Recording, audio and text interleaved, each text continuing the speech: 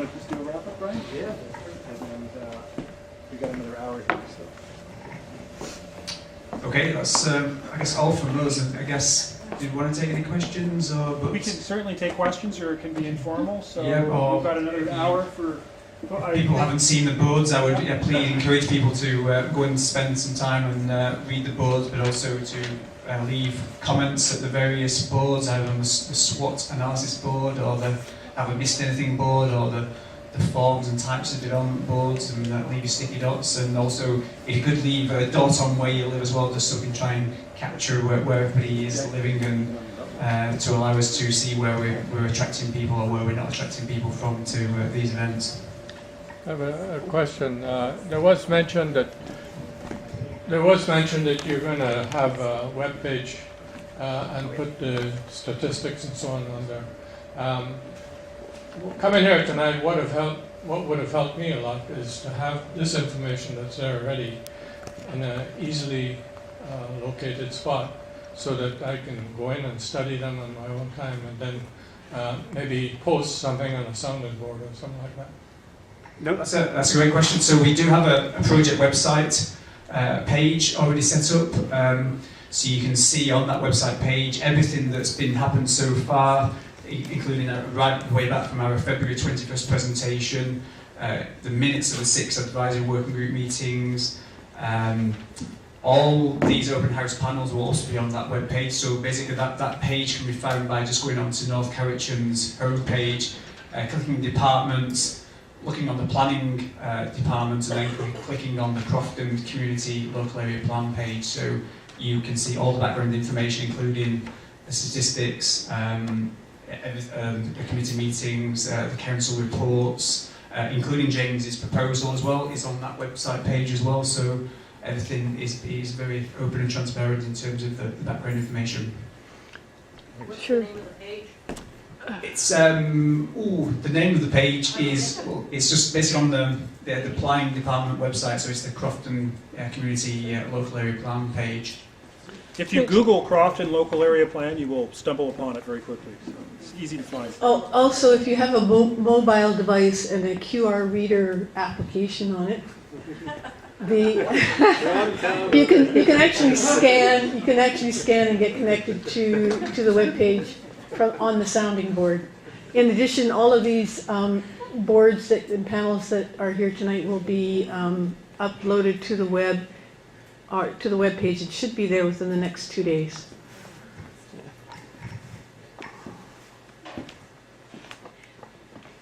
Great. Let's get back to Good work. stuff. Yeah. Anything else? Is that all good? I'd just like to make a comment on the chart that's on the screen there right now. I think you might find that the leakage, as you termed it, is more like 95%. It is currently, absolutely.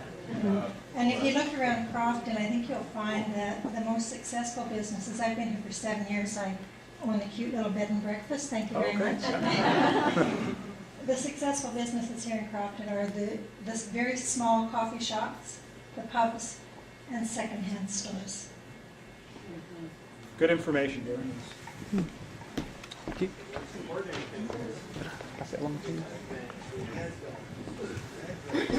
Hi, my name is Sharon. I wondered what considerations were given to the possibility that as the community plan develops, the area becomes gentrified and unaffordable to those living there now? Well, it's actually too early to answer that. But again, as I was mentioning, the idea is that this becomes your plan. So through the design charrette, you envision your own community and how it can grow over the years. So that's an issue that we certainly have to take into account as a community during the design workshop, during the design charrette. But there's no right or wrong answer at this point. And I think it's really about what you folks feel, what you want the vision for Crofton to be. And Greg's already alluded to downsides of certain ideas. Greg will be at the design charrette. He'll be a resource for that. And I think it's a great question.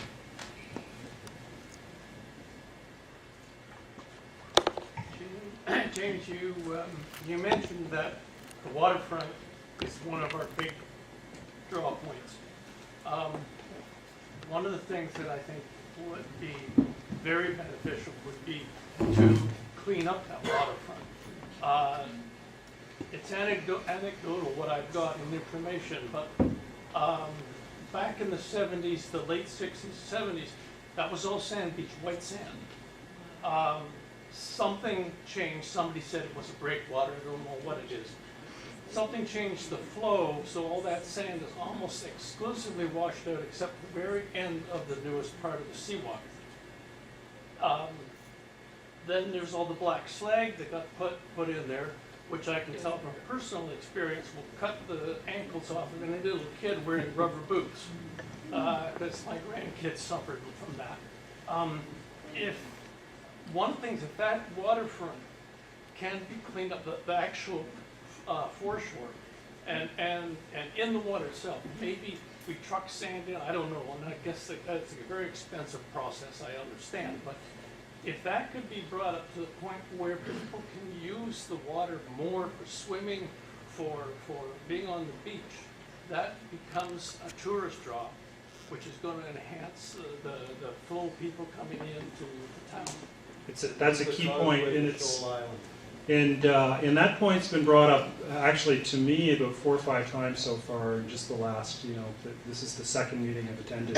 So a lot of people have got my ear on that. I don't know the answer of how to do that right now. And there may not be. There may not be an answer, but it may be something that we really, think about hard as a group in the design charrette, and maybe it's policy, or you keep talking to the politicians and the good folks at the municipal hall, and maybe there's some funding that can be found for the cleanup. But yeah, no, it's been brought up time after time, and I was surprised with the black. I never walked out there when I first got here, so I wouldn't know if it was volcanic or if it was going to cut your rubber boots to pieces. It's slag and it's sharp. It's glass. That's what I understand. Yeah. Been there 100 years and we used to play in it when we were kids. Yeah. Now it's a big deal all of a sudden. I don't know. Yeah. Well, it'll come up. So, one thing about the design charrette, there's no bad idea, there's no dumb idea. So, we want to keep an open mind on that. But I think, that's also, if that is the number one issue that this plan identifies, well, that's great that it's then in this plan to say, well, this is the number one issue, and we can use this plan to try and obtain or look for funding from external sources that says that this is in our plan, this is what we want to do, and the plan is endorsing that, and funding sources generally want to see where it's identified in a formal plan before agreeing to funding. So it's certainly an issue that has come up and will be potentially included in the plan, I guess, given it's an issue that we keep hearing. I have a loud voice. My concern isn't particularly focused right in Crofton. It's the 2 roads going in and out of Crofton. The old Crofton Road is so windy. It has fog, it has rain, it has deer and animals, and there is not a light on it. And when those big trucks are coming from the mill with their bright lights and stuff, it is one of the most dangerous driving roads dark at night in the rain. And the Osborne Bay Road was fixed. Again, no lights. I don't know why Crofton's being kept in the dark. I would like to see some lights. If you go off the highway to Chemainus, all the lights from Chemainus lead right to the traffic circle. All the lights lead into Chemainus. All the lights lead out of Chemainus. Ladysmith, lots and lots of lights leading in and out of the town. Why are we in the dark?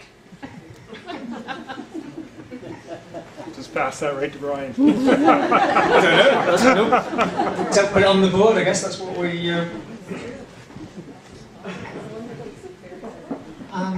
Couple of things. First of all, I just want to introduce myself. I'm Barb Lyons, and I'm the liaison for Crofton on North Cowichan Council. And I also sit on the CDRD, and my phone number is on the municipal website. So if you have anything you want to call me about, I'm happy to take your questions or help out. I have a question about this, so I just need to clarify. Oh, and welcome, by the way. The mayor isn't here. I thought he was going to be welcoming you. I think it's wonderful, the number of people who have shown up with all of the ideas I've already heard, and the way in which you think of your town. And this is, believe me, a great opportunity for you to just get your hands in it and make it what you want it to be in a number of years. So exciting for me because I moved to Crofton in 1962 and have been following its progress since then. A question I have around this up on the screen.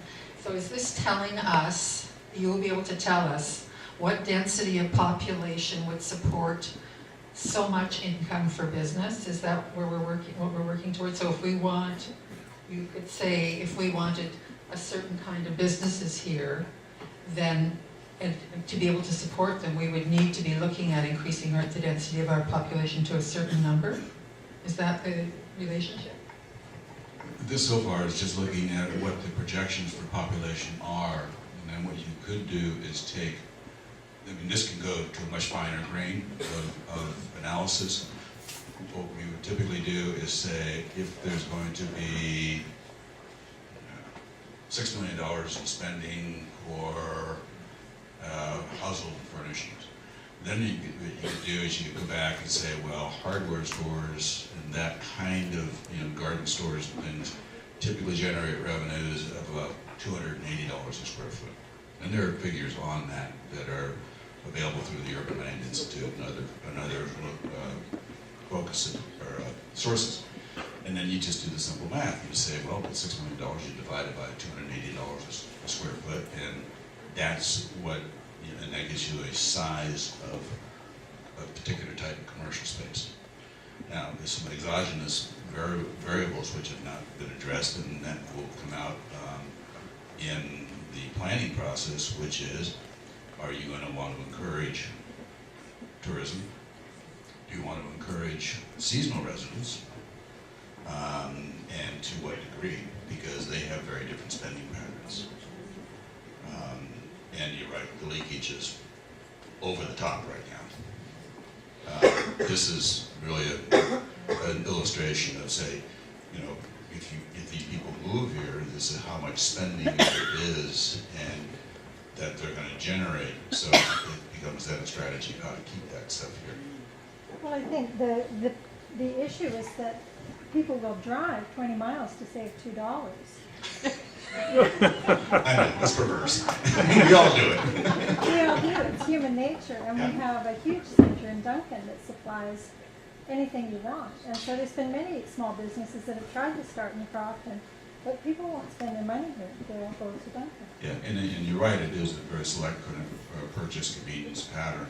And that's purposely why I didn't put vehicles up there and things of that nature, because that stuff's all the way out of here. And you're not going to get the big box retail, and you're not going to get that kind of spending. So, We want to be outside.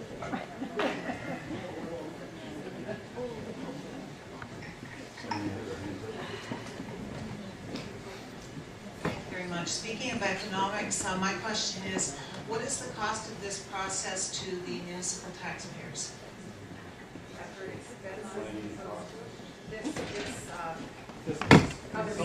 Process, this entire process, what does it cost the municipal taxpayer? Well, I guess the terms of reference support, which you can see on the website, we identified $85K for this process. $85,000. So, no, that's the fixed fee. So it's a fixed fee project. So we went out, issued a request for proposal across Western Canada with that proposal, and the bids that came back. We reviewed all those proposals, and we had already identified in our planning and development budget for this year that amount of money, and we then issued a request for proposal, and we had 9 proposals, as I mentioned at the start, and the winning proposal was JWT Design. So it's been from the start, the budget has been known since probably since February time what the budget was for this project. So what's wrong with the community plan right now, other than Jones Street? Sorry? What's wrong with the community plan in Crofton right now, other than Jones Street? You don't have a community plan for Crofton. Well, I do for Jones Street. It's all residential on the ground floor. So you have an existing zoning bylaw in place, Yeah. which is setting out the existing situation. We have an official community plan, which is, as I mentioned, a much more strategic, high-level plan, but what we don't know is what that actually means in Crofton. And that's why we're doing this process, to flesh out those higher-level policies down to the local level to create certainty for everybody. So projects and developments that are put forward will get good support in moving ahead in a timely fashion and affordably, and they'll actually be able to be completed with support from the municipality so that you increase the tax base to help offset this and to grow the community? Yes, yeah, exactly. Well, that's but part of the reason why we're doing this plan is to create, as I mentioned, certainty. At the moment, if I was a developer, I wouldn't want to come into Crofton and buy a piece of land because I've got no way of knowing whether my rezoning application is going to be approved or not. There's some very high-level policies which give me a good indication, but nothing in terms of sets out what I can actually do on a site and gives me any amount of certainty if I wanted to change the zoning on a site. And that's the whole intent of this process, is to provide that certainty for developers, for investors, but also for people who live here as well, so that everybody knows what is going to happen in the future on a particular site. And that leads to confidence. So, and the biggest risk from a development perspective is about the uncertainty in the process. So does it hold until this is completed? Anything that's in process right now, is it able to move forward still? Yeah, we don't have any policies which talk about prematurity in our OCP, so we don't have any policies within our official community plan that says that we will not determine applications which come forward in advance of a local area plan. However, if I was a developer, I would wait, because it's likely that this plan may preempt or almost pre-zone sites so that developers don't have to go through a rezoning process, because we'll be setting out some of those details within this plan. So there's a lot of benefit of having a local area plan for a community because of that level of certainty that it provides to them. But there isn't that much open land in Crofton anymore. It's all single-family houses. Well, there's as I mentioned, the growth centre. There's a couple of strips that North Cowichan owns up above. Well, there is vacant sites on the high street in terms of so there are vacant sites within the existing growth centre, and we have received rezoning applications on some of our fringe sites. So there is clearly a need, some development pressures in the area, and a clear need as to why we need a plan for Crofton. I'll just have one more question, or one or two more questions. It's me again.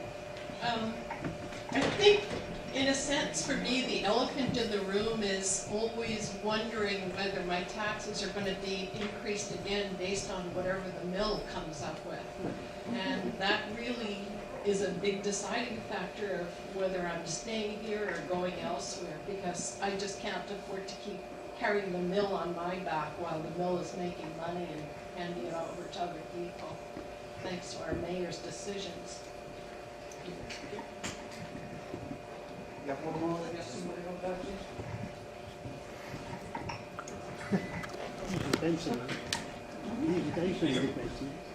Oh, I have a question about the charrette process. Sure. And you mentioned that it would be 2 or 3 groups and I'm just wondering, there's an excellent turnout here tonight. I mean, I'm estimating 100+ people here. And so if everybody who's here tonight wanted to participate in the charrette process, could they be accommodated? What would that look like? Well, that's an excellent question. I have yet to see a charrette that 100 people have turned out for, because it's actually a bit of a more effort than coming to an open house. But the idea of the charrette is to actually, if there's 100 people, then we'll just have more groups, we'll have more ideas, and we'll deal with it when we get there. That would actually be a wonderful thing if we had that many people come out. Remember, this is a 3-day process. So typically what happens is people will float in and out, they'll take a look, they'll sit down at the table when the workshops are going on. And there's certain days in the charrette also where it'll really be the team of professionals trying to draw up what the community's envisioned already through some of the sessions. So it'll be an iterative process over 3 days. So if everybody in this room came, that would be great. One of the things about the charrette, it's not going to be just in the evening, it is going to be during the day, so I think that will actually preclude some people from being able to attend. But we will have recaps in the evening, so there'll be plenty of opportunity to weigh in.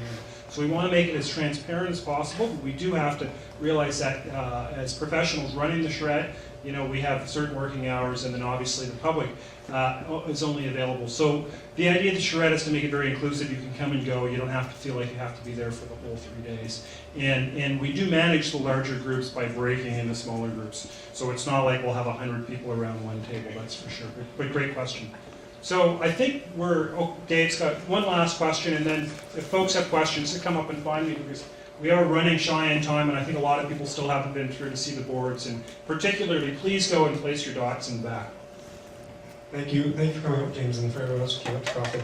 Dave Haddock, I am a member of the advisory working group and former chair of the Crofton Grassroots Community Planning Committee with about different names for things now. Just wanted to highlight the fact that when we do go into the SHREP process, by far and away the biggest issue for residents of Crofton, what really gets emotions going is the waterfront. I know we're looking a lot at the Jones Street, the commercial strip, and how that should look and how that should feel.